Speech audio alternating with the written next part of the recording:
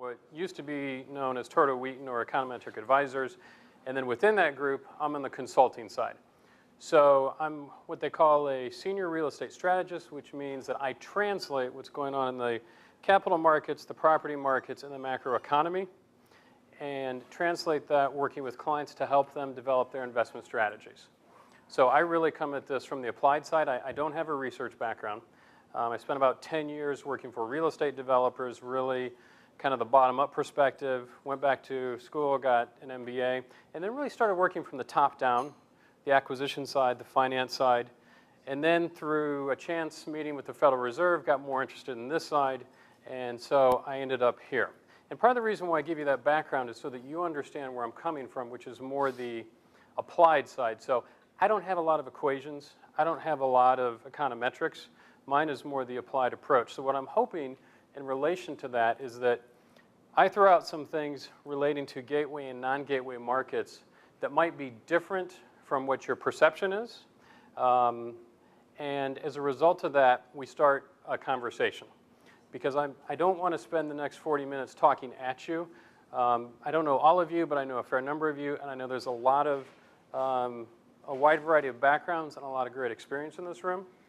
And when I've given this talk before, when it works out the best is when everybody in the audience starts having discussions or even debates on this subject of gateway and non-gateway markets. So hopefully that'll happen today.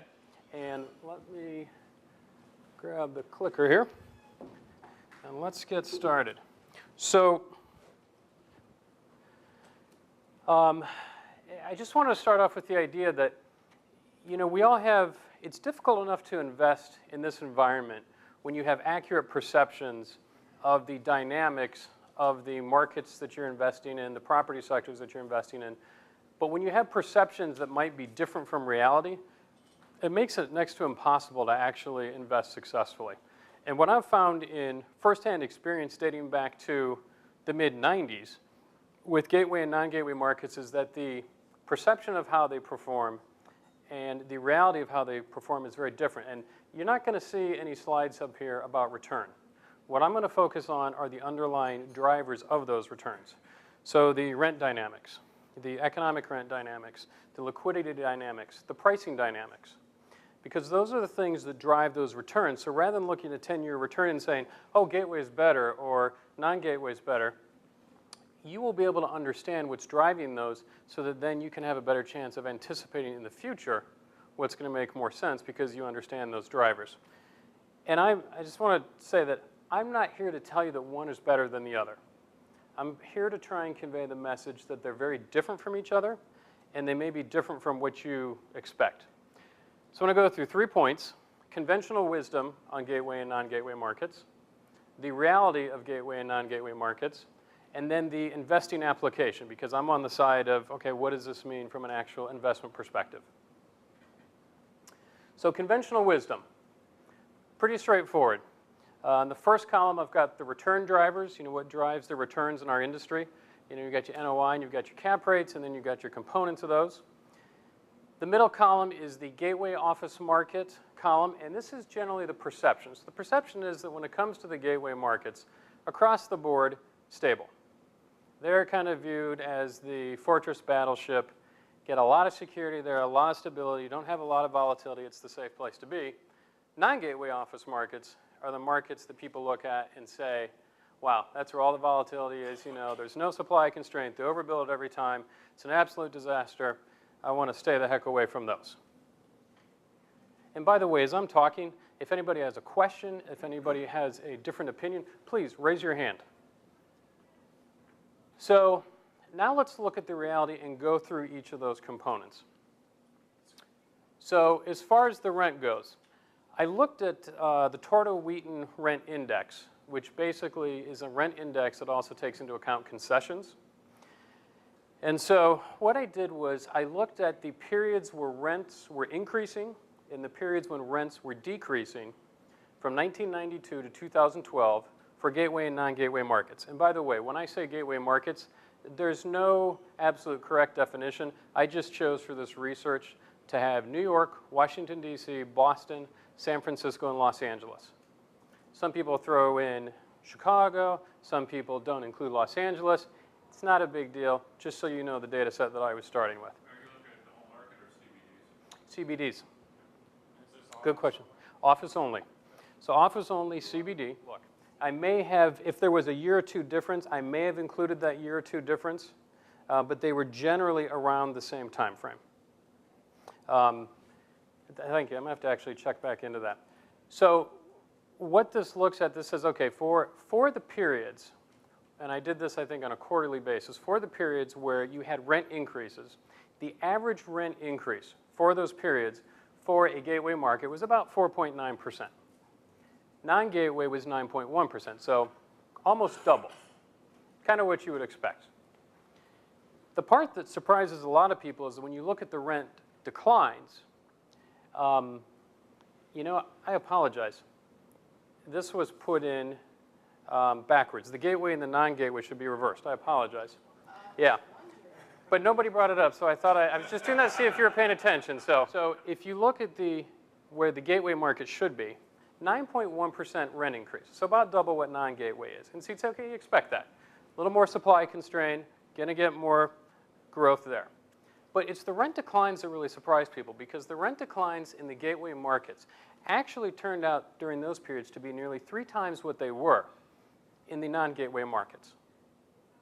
Now, part of the way that you can reconcile this is the understanding that the very thing that people love about gateway markets is the very thing that makes them more volatile, which is their relative inelasticity. Because when we say supply constrained, it's another way of saying the market is inelastic.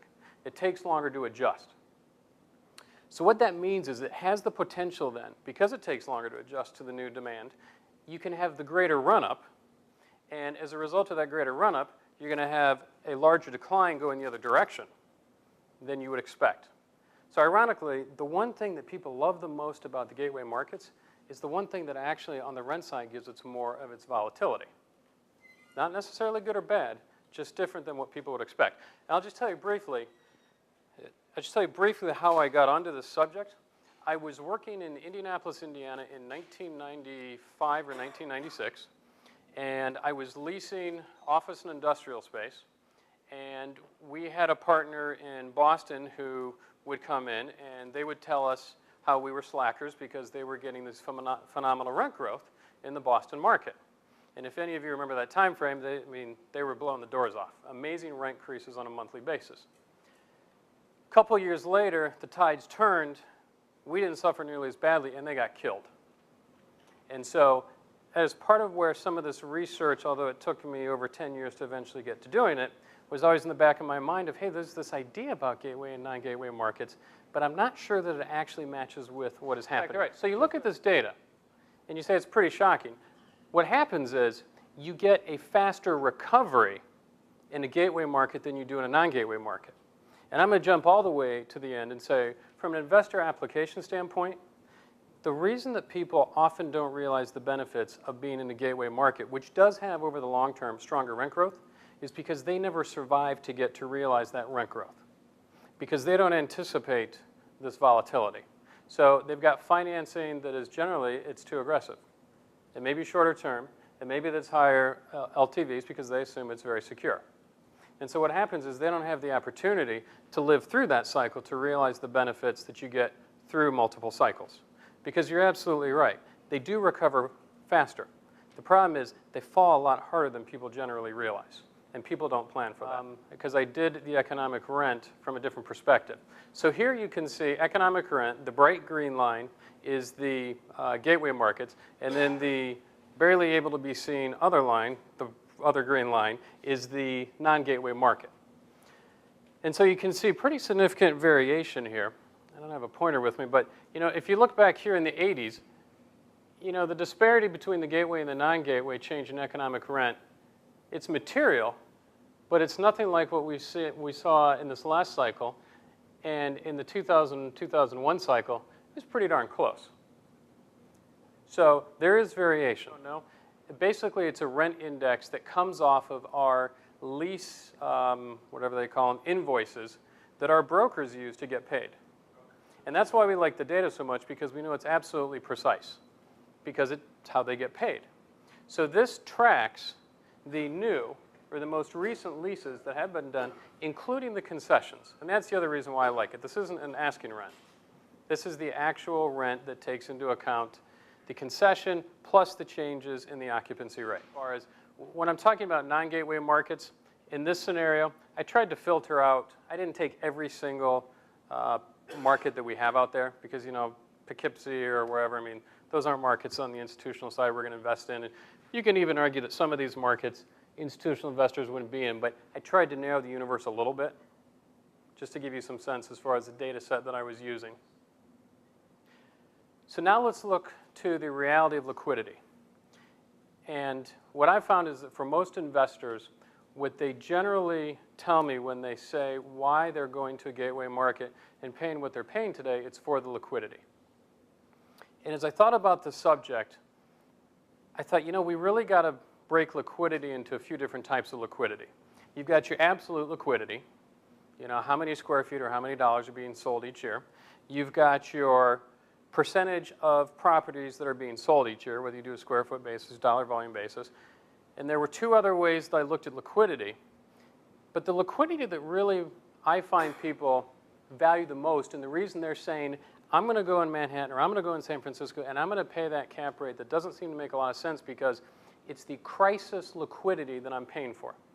I need to know that when it hits the fan, I can get out of that property. Because yes, there's the issues of efficiency. You know, you go to the larger markets, you can get more money out the door.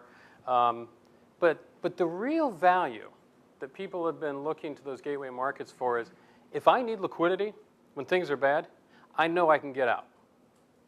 That's what my experience has been in talking with clients, that's what I'm paying for. So you got to parse the liquidity issue, because if you just look at it from the standpoint of dollars out the door or whatever, you're going to say gateway. But actually, one side note, I didn't include this in here, but as far as a percentage of stock that turns over, it's much closer than you would expect between gateway and non-gateway markets. I don't remember the exact numbers, but the non-gateway markets turn over at a rate that was much closer to the gateway markets than you would anticipate. Still can't get as much money out the door because they're smaller markets, but it does have higher turnover than you might expect. So what I did here was I looked at all the transactions from the RCA data, and I said, okay, from the gateway market, non-gateway market, or the individual market, from their peak volume on a square footage basis, I wanted to take out the effects of price. On a square footage basis, from their peak to their trough, sales volume, how much did it change? And so you can see that actually, for crisis liquidity, the gateway markets actually saw a slightly steeper decline in the sales volume than you did in the non-gateway markets. And you can see there was some variation even among the gateway and non-gateway markets. The conclusion I'm drawing is that you can't get out of the gateway markets as easily as you would anticipate at the time when you need to the most, because the volume went away there just like it did everywhere else. So let's look at pricing, because and you're absolutely right. Somewhat related to that is the idea that, okay, so the sales fell as much in the gateway markets as they did the non-gateway markets. But Chris, it's because of the fact that in the non-gateway markets, the only reason they were able to sell as much as they did is because they offered steeper price discounts. So the question, thank you, the question basically is, this is one cycle. Is this going to be representative of 2, 3, 4 cycles prior? Because this last cycle, you could argue, was an abnormally severe financial crisis. It's my note to make sure I get enough time for questions. And so, otherwise I'll just go on and on. So yeah, I mean, so that's a very valid point. And because it was a financial crisis, you could absolutely argue that. Now, I would also make the argument, and then I'll get to you, Sally, that given the way our capital markets have developed and how much more sophisticated they are, which I'll say another way is money goes in and out so much more easily, I would say that this is going to be more representative of future cycles than past cycles. Because the capital markets, for all the talk about the capital markets are deeper, I don't see them deeper. I see they're just a lot more efficient, which means they flow in and out a lot more easily. I would argue that we will have more financial crises in the future than we will have more financially initiated crises than we will real sector crises, just because of the instability that we've got in our financial market. And I don't want to get too far off track as far as why I think that or not think that, but that's a very valid point. This is one cycle. And that's the first thing Ray told me when I was talking with him about this was, what about the other cycles? And I said, I don't know, you tell me. You live through them, I don't have the data. And this is where, on the gateway, non-gateway, this is the key takeaway as far as the non-gateways go, because now everybody is saying, oh, let's go to the non-gateway markets, we can get higher yields and everything's going to be great. I'm not going to say that's good or bad. What I'm going to say is your timing is critical, because if you look at this chart, which shows the number of transactions in gateway markets and non-gateway markets in 2009 and 2010, you can see that even there it was about 3.6 versus 2.3 times increase. And you can imagine that if I did this for 10 and 11, it would probably be even more exacerbated. So that is the key takeaway for the non-gateway markets. When I was just at Georgetown teaching a class, and the student afterwards said, you know, can you do better in a non-gateway market than a gateway market? Of course, I said it depends, because it does. But one of the things I said was, the thing that'll kill you on a non-gateway market is you end up buying right at the peak when everybody else is, and you fall. And yes, the gateway markets fall as much or more than you do, but you take a whole lot longer to recover in that non-gateway market. So one of the things I'm cautioning people today is everybody today is talking about going to non-gateway markets. And a lot of those non-gateway markets, I don't know that that spread, first of all, warrants the slow recovery that you will eventually endure. And this cycle is a little bit screwed up, but typically when everybody is piling into the non-gateway markets, that is moving you closer to the period of when we're going to have another correction. I don't think that's actually the case right now, or it'll be further off than you would normally have.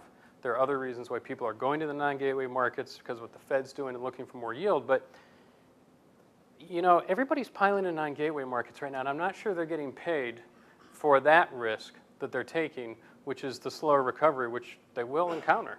When I work with clients, they always say, I need liquidity, I need liquidity, I need liquidity. And the first thing I want to say is, then why are you in real estate? I mean, honestly. I'm embellishing a little bit, but does anybody else have that experience where people just seem so fixated on liquidity? Let me just tell you briefly. I understand when I was at GE, we had a policy that when we were buying real estate, I had to be able to present a portfolio, and they could come in and they say, I want to sell this one and this one and this one and get a gain. Anytime they need to be able to do that. Now, I understand that because they had other reasons for doing that.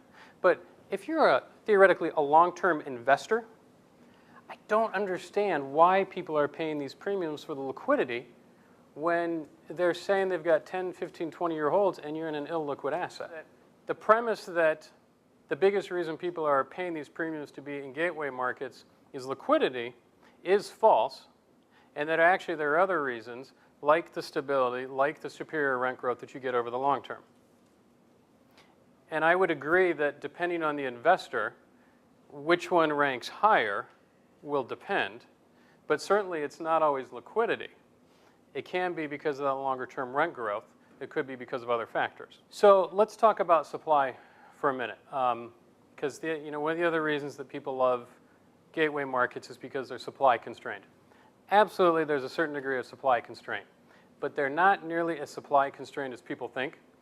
So for example, if you look at, let's say, where I'm from, Boston right now, if you look at the financial district in Boston, right now, the financial district in Boston is getting hurt pretty significantly by an area called the Seaport District, which is adjacent to it. Now, you can argue that the reason they went to the Seaport District is because the financial district was constrained. However, from an investor perspective, if my building that I just paid a premium for because it was supply constrained is now competing for tenants through a substitute in the Seaport District, I would argue that supply constrained or not, you now have a substitute that is competing directly. Much like in Manhattan when you have multifamily housing, and now apparently they're competing with a lot of properties in Brooklyn. So this whole supply constraint question, I'm a firm believer that when somebody is making enough profit at something, somebody will find a way to produce the widget or whatever it is that comes in and captures some of that profit. It's interesting you mentioned that. I read a story a couple weeks ago on bricks. And the guy was lambasting bricks because he said, bricks sound really nice and they're catchy and they're good for the media and they go together and they make a word, but he said they have nothing in common. You should never consider investing in the bricks because they're all very different.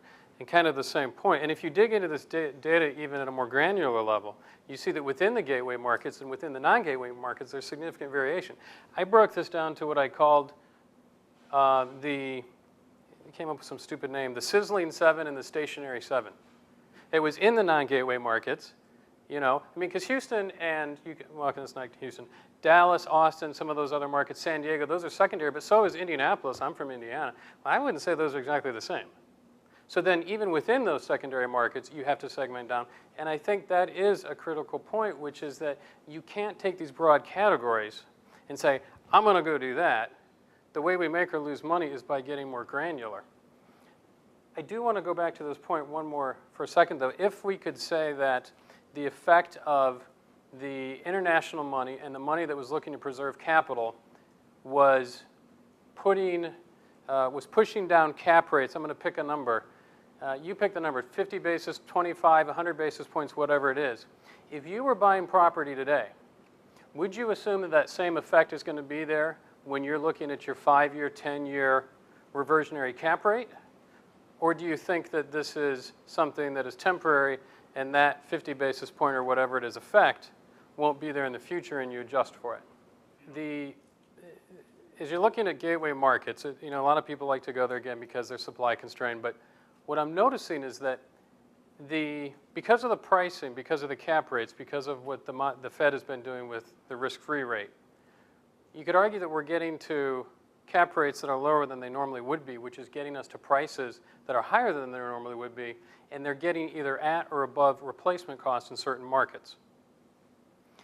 And so is some of the construction that we're seeing in the gateway markets more because of that? Because the buyer looks at it and says, well, shoot, I might as well just go out and build it new and get new and compete against the existing thing because I can build it for the same cost or a little bit less. Or is it more the case like in, say, River North in Chicago where they're building the product because they don't have a lot of the product that people are looking for in that market? Or is it a combination?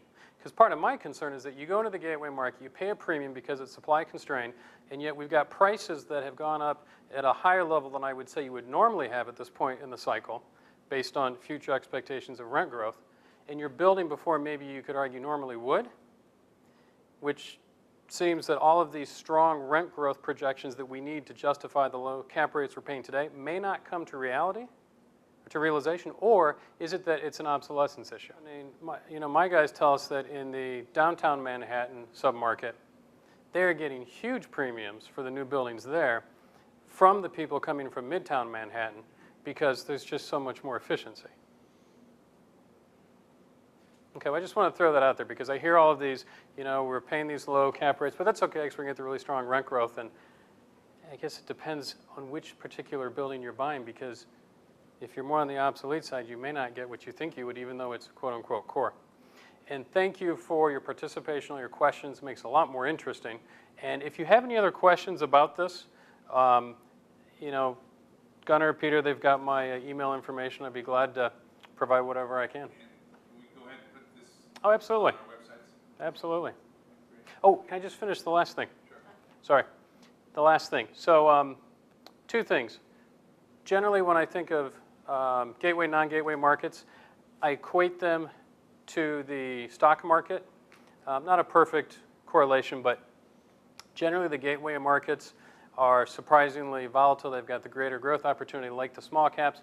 And the non-gateways are a little bit more like the large caps is that they lumber along a little bit more. So that's another way to think about it. And then the last thing is, I won't go through this, but when you see this online, this is the applied side of, okay, if you're going to invest in gateway and non-gateway, what are the key success factors or the KSF if you're going to invest in those to be successful?